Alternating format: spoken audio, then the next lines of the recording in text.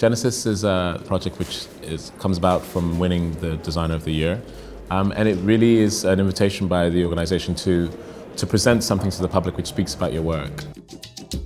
It's been an incredible honor. I mean, the Design Miami Fair is important to me because it's the one fair that acknowledges design as, as being important, not just as a ubiquitous manufacturing process, but something that is of cultural value.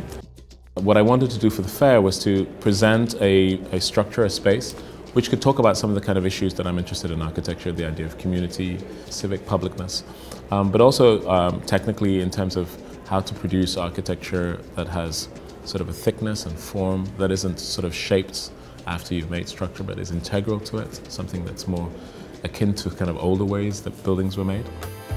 I mean, what was nice is I saw couples meeting there and giggling and kind of playing with each other, and I saw school children kind of like, gathering in there and doing their work and playing on their iPads or whatever they're doing. So the idea is that it should be many things to many people. I don't like for my architecture to prescribe a particular emotion, but I like the fact that an emotional effect is coming out of the architecture.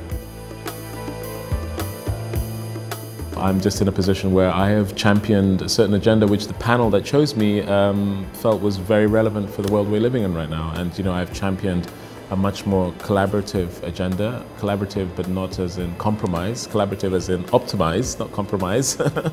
In a way, how I see that is that if design is a circular process, that actually the more minds come all through that circular process, the larger that circumference can be, the better the kind of questions are asked and the better the answer that comes out at the end.